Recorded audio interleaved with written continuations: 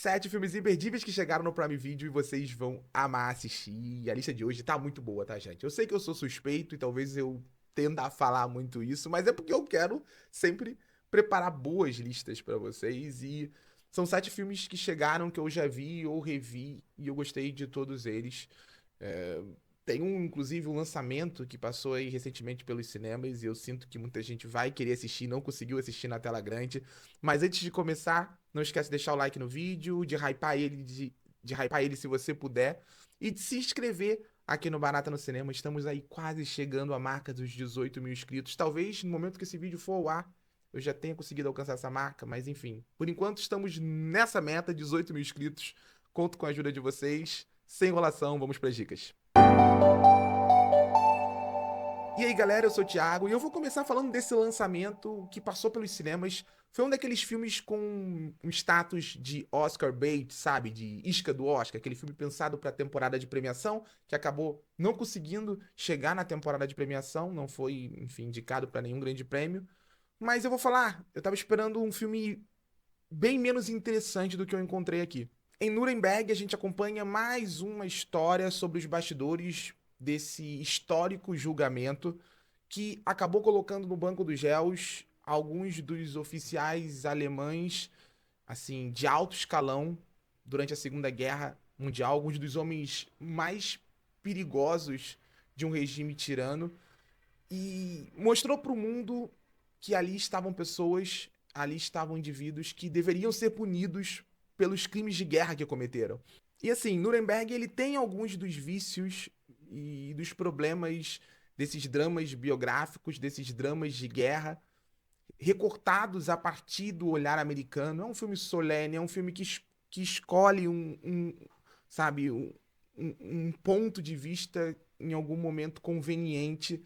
É um filme que perde às vezes o foco quando tenta se equilibrar entre o íntimo e o histórico, mas ao mesmo tempo é um filme que parece consciente, sabe, do caráter espetaculoso desse julgamento. É um filme que parece querer contestar um pouco isso e consegue, principalmente quando mergulha na intimidade da relação entre o psiquiatra Douglas Kelly e o oficial alemão, o segundo na linha sucessória, o Hermann Göring, enxergando ali não um vilão desses filmes de guerra que Hollywood acabou consagrando, mas enxergando um homem perverso. É a perversidade no olhar de um homem comum.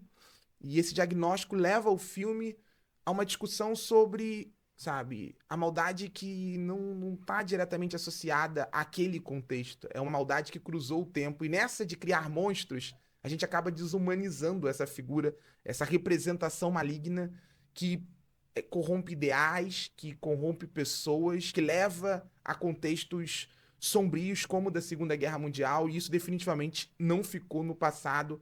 Nuremberg, quando consegue fazer essa ponte com o presente, me surpreende.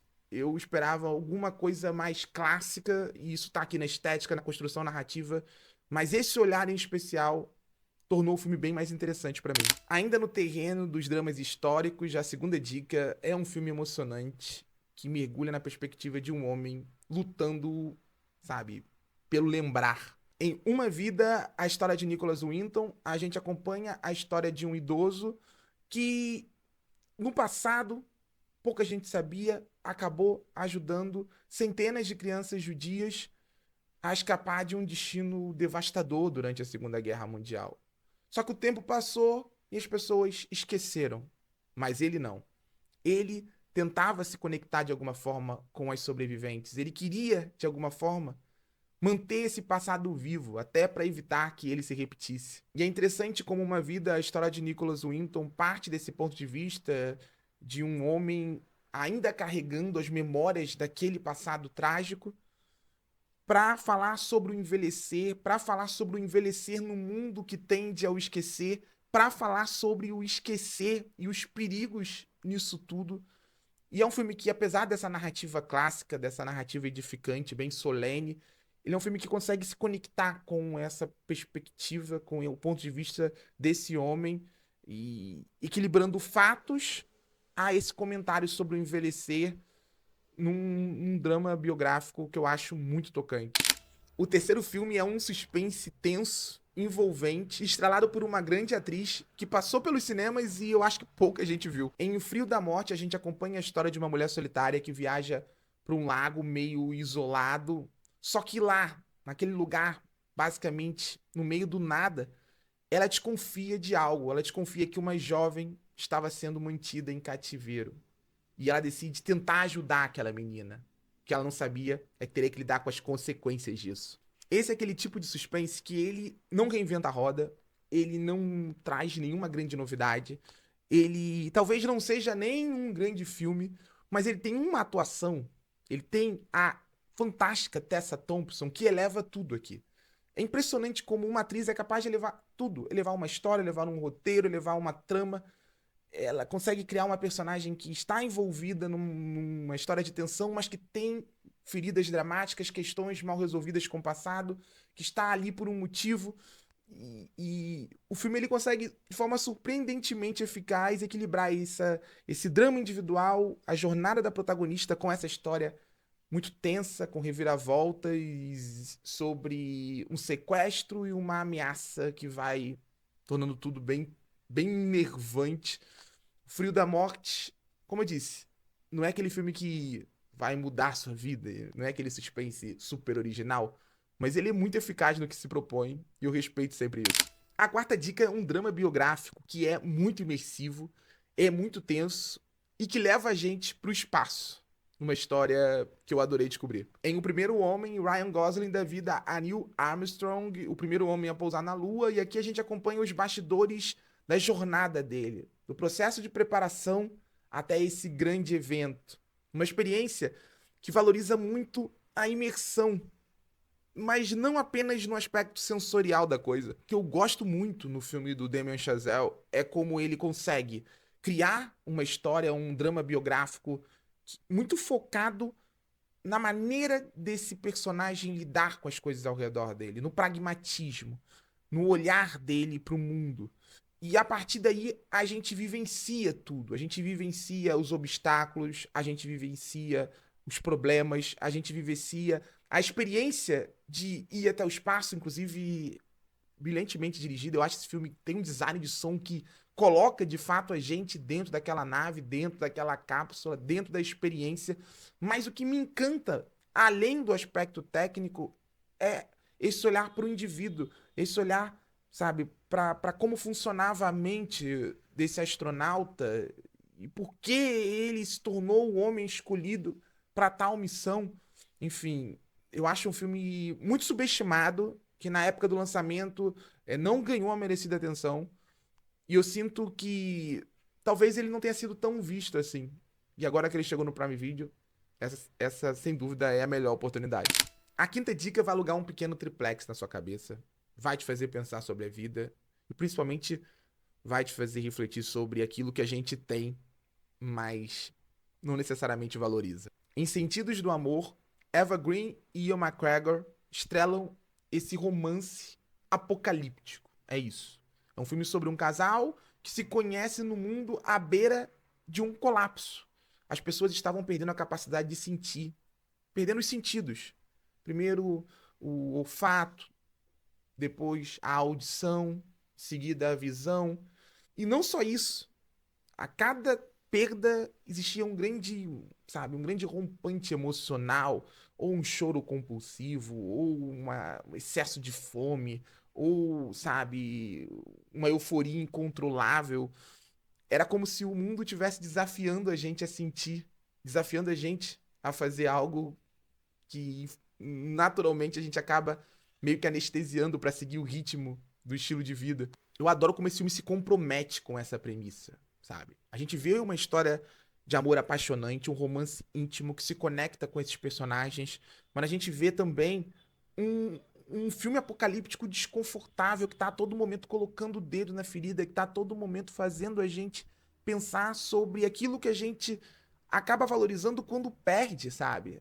E isso simbolizado nos sentidos torna tudo muito mais assim emblemático. É um filme que ecoa, porque a gente se conecta muito instintivamente com tudo que está acontecendo. Inclusive sensorialmente, o filme trabalha muito bem isso, sabe? Essa coisa das perdas que vão definindo, que vão nos definindo. Eu gosto de verdade desse filme, eu acho ele muito subestimado. E eu acho que ele tem muito a dizer sobre o nosso estilo de vida, sobre as nossas escolhas e sobre as consequências delas. A Sexta Dica é um filme emocionante, é um filme muito cativante, é uma história de amizade entre três pessoas, três mulheres que se conhecem no momento de dificuldade das suas vidas. Aqui a gente conhece Jane, uma cantora desempregada que está prestes a se mudar após não conseguir trabalho. Ela resolve dar carona para uma mulher que ela conhece no caminho, uma mulher que precisava de apoio e que era capaz de ajudar ela a financiar essa viagem, mas durante o trajeto elas decidem ajudar uma terceira mulher, uma jovem, vítima de um relacionamento abusivo. Só que as coisas saem do controle e elas são obrigadas a escapar de um destino que, infelizmente, já era reconhecível para elas. Somente Elas é aquele tipo de filme com um elemento melodramático dos anos 90 que meio que perdeu valor no cinema atual e eu lamento muito isso. É um filme muito focado nessa perspectiva, na perspectiva daquelas personagens, nas dinâmicas entre elas, no que as relações entre essas três estranhas que se tornam amigas têm a dizer sobre o mundo, têm a dizer sobre o feminino. É um filme que ele consegue, dentro desse microcosmo, trazer questões muito importantes e que eram muito discutidas ali nos anos 90 e que seguem sendo muito, enfim, abordadas hoje em dia, numa história que emociona, numa história que tem bom humor, numa história sobre os laços criados e pode parecer clichê o que eu vou dizer aqui, mas não é. Sobre o poder transformador de uma amizade. É um filme precioso, filme que fez muito sucesso ali na sessão da tarde dos anos 90 e é um filme que eu sinto que merece ser redescoberto. E eu vou fechar a lista com um drama biográfico que mostra os bastidores da criação de uma marca que se tornou extremamente cultuada em todo o mundo.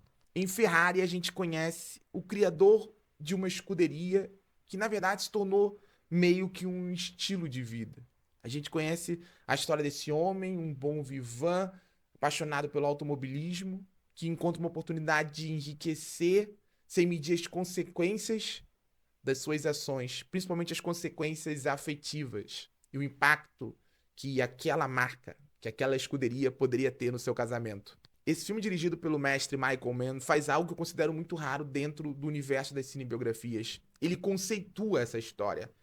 Existe um recorte aqui específico, e eu acho que isso é muito importante em filmes biográficos, mas, acima de tudo, existe um olhar para a relação entre o criador e a criatura, entre o homem e aquilo que a marca que ele estava criando representava. Não é um filme sobre uma escuderia, sobre velocidade, sobre vitórias nas pistas. Não é um filme sobre uma marca, é sobre um indivíduo, é sobre a personalidade que ele tenta atribuir à sua criação, uma personalidade masculina, uma personalidade distorcida, uma personalidade inconsequente que é representada no filme, dentro da lógica do automobilismo, principalmente numa época em que a segurança definitivamente não era um objetivo. Enfim, eu acho um retrato histórico muito interessante, um drama biográfico muito cuidadoso ao acessar a intimidade desse criador, desse homem. E eu acho um grande filme. Um grande filme que também não ganhou a merecida atenção. Ferrari reapareceu no Prime Video. Corre pra assistir. Corre de verdade. Então é isso, galera. Mais 7 dicas imperdíveis pra vocês. Agora eu quero ouvir a sua opinião. Gostou da lista? Não gostou? Diz aí nos comentários. Qual filme você quer ver? Diz aí nos comentários. Qual filme você já viu e recomenda? Diz aí nos comentários. Não se esquece de deixar o like, de hypar o vídeo e de se inscrever aqui no Barata no Cinema. Estamos cruzando a marca dos 18 mil inscritos. Conto com a ajuda de vocês nessa. Até a próxima.